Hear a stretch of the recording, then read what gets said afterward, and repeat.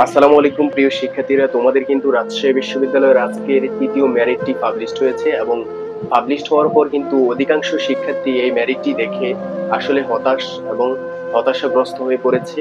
তোমাদের মাঝে কিন্তু এখন এই মুহূর্তে আসলে পড়ার কিছুই নেই। যে শিক্ষার্থীরা স্বপ্ন দেখেছে রাজশাহী বিশ্ববিদ্যালয়ের আসলে নীল সাদা বাস বা বাসে করে যে শহর ঘুরে দেখবে, বা রাজশাহী বিশ্ববিদ্যালয়ের নীল সাদা বাসে বসে যে স্বপ্ন দেখবে, যে বিসিএস ক্যাডার হওয়ার স্বপ্ন দেখবে, পাবলিক বিশ্ববিদ্যালয়ে পড়ার যে ফিলটা নেবে, তার কাছে কিন্তু এখন সব স্বপ্ন ধুলোয় মিশে গিয়েছে।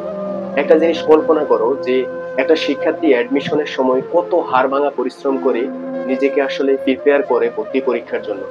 আর ভর্তি পরীক্ষা বসার পর একটা শিক্ষার্থী যখন মনে করে যে আমি চান্স পেয়েছি, আলহামদুলিল্লাহ, আল্লাহর কাছে শুকরিয়া যে আমি একটা ইউনিভার্সিটিতে একটা সিট নিশ্চিত করে ফেলেছি, ওই মুহূর্তে যদি এসে 2-1 মাস পরে, অর্থাৎ পাবলিক ইউনিভার্সিটির আনন্দটা সবার সাথে ভাগাভাগি করার পর 1 মাস পরে যদি শোনে যে ওই শিক্ষার্থীটার যে আসলে চান্সই হয়নি, তখন তার কি করা উচিত? কোনো কি আনসার আছে আমার কাছে, আপনার কাছে? কারো কাছে কি কোনো আনসার আছে? আই থিঙ্ক কারো কাছে কোনো আনসার নেই। একটা শিক্ষার্থী 1250, এই ইউনিটে 1250 পজিশনে চান্স পেয়েছে।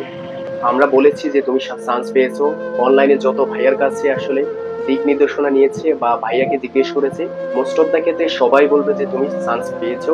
যদিও একটা শিফটে 750 সিট রয়েছে এই ইউনিটের জন্য, সবাই মোটামুটি বলবে যে 1250 থেকে তুমি চান্স পেয়ে গিয়েছো বা তোমার একটা ভালো সাবজেক্ট আসবে। এই মুহূর্তে যদি সে আনন্দ করার মানে যে সিচুয়েশনটা, ওইটা সবার সাথে ভাগাভাগি করবে। যেমন তার বাবা মাকে বলবে যে আমি চান্স পেয়েছি পাবলিক ইউনিভার্সিটিতে, রাজশাহী বিশ্ববিদ্যালয়ের মতো দেশের দ্বিতীয় বৃহত্তর পাবলিক ইউনিভার্সিটি এবং সেরা পাবলিক ইউনিভার্সিটির মধ্যে অন্যতম স্বতন্ত্র একটি বিশ্ববিদ্যালয়ে আমি চান্স পেয়েছি। আমার আসলে আনন্দ হওয়ার কথা বা আনন্দ হয়েছে, বা সবার সাথে সে আনন্দ ভাগাভাগিও করেছি। এখন 1 মাস পরে যখন মেরিট 2-1টা পার হলো বা তৃতীয় মেরিট দিল, তখন শিক্ষার্থীটা যদি মনে মনে ভাবে বা মোটামুটি শিউরি হয়ে যায় যে আসলে আমার তো চান্সই হয়নি। ভাইয়ারা আমাকে কি দিক নির্দেশনা দিয়েছে? ভাইয়ারা তো আমাকে বলেছে যে 1400 পর্যন্ত চান্স হবে একটা শিক্ষার্থীর, কিন্তু এখন যে সিচুয়েশনটা এসেছে ওইটাতে তো 1400 পর্যন্ত চান্স হওয়ার কোনো পসিবিলিটি নেই। আমার নিজেরই তো 1250 থেকে আমি চান্স পাবো না। আমার বাবা মাকে এখন কেমনে বলবো বা কিভাবে বলবো যে আমার চান্স হয়নি? আমি আপনাকে মিথ্যা বলেছি? সো এরকম সিচুয়েশন একটা শিক্ষার্থীর কি করা উচিত? সম্ভবত আমার কাছেও এই আনসার নেই। সো এই মুহূর্তে তোমাদের উচিত সৃষ্টিকর্তার কাছে প্রার্থনা করা এবং আল্লাহ তাআলার কাছে বেশি বেশি করে চাওয়া যে আল্লাহ, তুমি আমাকে কি পরীক্ষার মধ্যে পালাইছো যে আমাকে চান্স দিয়েও তুমি আমার থেকে নিয়ে গেলা? এটা কোন ধরনের আসলে মানে পরীক্ষা, আসলে আমি নিজেও জানি না। সো এরকম সিচুয়েশনে পড়েছো তোমরা যারা, তোমরা আমাদেরকে দোষ দিতে পারো যে আমরা 1400 পজিশন বা 1500 পজিশন থেকে তোমাদেরকে বলেছি যে চান্স হয়ে যাবে ভাই, চান্স হয়ে যাবে, তুমি একটু অপেক্ষা করো, মেরিট দিলে ক্লিয়ার হয়ে যাবা। এখন আমাদেরকে প্রচুর পরিমাণে গালিগালাজ করতে পারো, কোনো সমস্যা নেই, গালিগালাজ গুলো আমরা মাথা পেতে নিতেও বাধ্য। কেননা আমি তোমাকে পরিসংখ্যান দেখাই, সেটা হচ্ছে 22-23 শিক্ষাবর্ষে, অর্থাৎ আমাদের ইমিডিয়েট সিনিয়ররা, আমাদের কিন্তু 23-24 আর তোমাদের কিন্তু 24-25 শিক্ষাবর্ষ, এটা মাথায় রাখবা একটু। সো 22-23 শিক্ষাবর্ষে, অর্থাৎ আমাদের ইমিডিয়েট সিনিয়র আর তোমাদের 2 ব্যাচ সিনিয়র যারা রাজশাহী বিশ্ববিদ্যালয়ে চান্স পেয়েছে, সো তাদের কিন্তু একটা পরিসংখ্যান রয়েছে। তারা কিন্তু 4টা শিফটে পরীক্ষা দিয়েছে আমাদের মতোই। তারা কিন্তু 1100 পজিশন থেকেও কিন্তু চান্স পেয়েছে। তুমি অহরহ অনলাইনে যে কোনো ওয়েবসাইটে লিখবা আর ইউ অ্যাডমিশন, এরপরে ঢুকে ক্লিক করে বা তুমি যখন খুঁজবা যে 22-23 শিক্ষাবর্ষের এই ইউনিটের ওয়েটিং লিস্ট বা লাস্ট মেরিট বা গণবিজ্ঞপ্তিটা দেখবা, তুমি দেখবা যে 1100 পজিশন থেকেও একটা শিক্ষার্থী নর্মালি চান্স পেয়ে গিয়েছে। ওয়েটিং থেকে যে কোনো একটা সাবজেক্ট চলে এসেছে 1100 পজিশন থেকে, উইদাউট কিন্তু কোটা, কোনো কোটা ছিল না তার।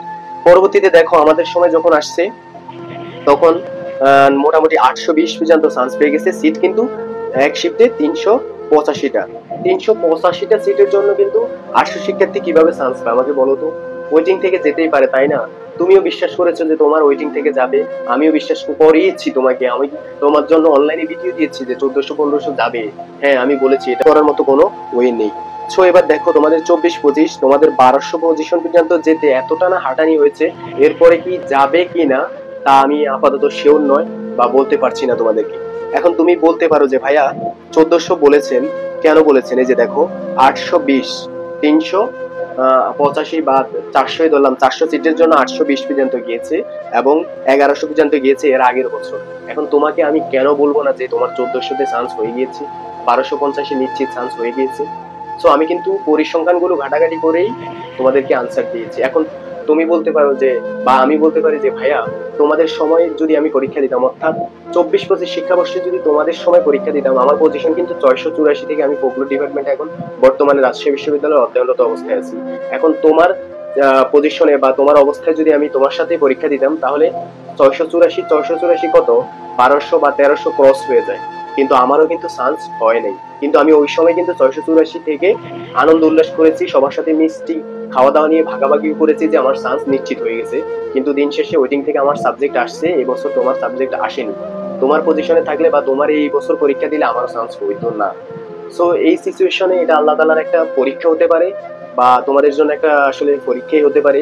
এই মুহূর্তে আসলে তোমার করার কিছুই নেই। যাদের অল্টারনেটিভ বইয়ে রয়েছে, গুচ্ছভুক্ত যেই 19 বিশ্ববিদ্যালয় রয়েছে, তোমরা অনেকে ভর্তি হয়েছো বা তোমরা অনেকে ওয়েটিং আছো, তোমরা অবশ্যই ওইদিকে যতটুকু সম্ভব ঝুঁকে যাবা, ওইদিকে চলে যাবা আশা করছি।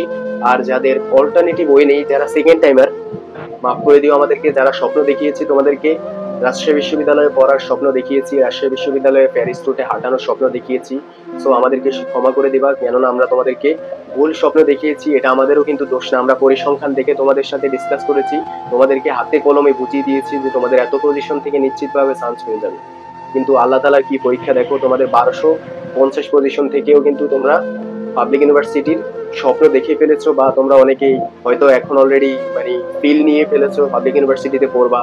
বাবা মাকে স্বপ্ন দেখিয়েছো, আত্মীয় স্বজনকে বলেছো তুমি পাবলিক ইউনিভার্সিটিতে চান্স পেয়েছো এবং ভালো একটা মোটামুটি সাবজেক্ট আসবে পড়ার মতো। সো এই মুহূর্তে তোমার যদি পিতামাতা শোনে, বা অনেকে শোনাওনি এখনো, যদি শোনে যে ছেলেটা আসলে পাবলিক বিশ্ববিদ্যালয়ে চান্স পায়নি, ছেলেটা আমাদের সাথে হয়তো মজা করেছে, এই মুহূর্তে তোমার কোন অবস্থা হবে? খুবই করুণ অবস্থা হবে। এই সিচুয়েশনটা বুঝতে পারছি। অনেকেই নখ দিয়ে কান্নাকাটি, বা অনেকে নখ দিয়ে ভাইয়ার কাছে কাকুতি মিনতি যে ভাইয়া একটা যদি ওয়ে বলেন যে ভাইয়া এভাবে চান্স পেতে পারি আমি। ভাইয়া আমি কি বলবো তোমাকে, আমার তো কোনো ধরনের ওয়ে নেই। আমার মানে আমার পথ বন্ধ হয়ে গেছে, এখন তোমাদের পথ বন্ধ হয়ে গেছে কোনো কথা বলার। সো এই সিচুয়েশনে তোমার সৃষ্টিকর্তার কাছে চাইতে হবে, আর কারো কাছে সেই কোনো উপায় নেই।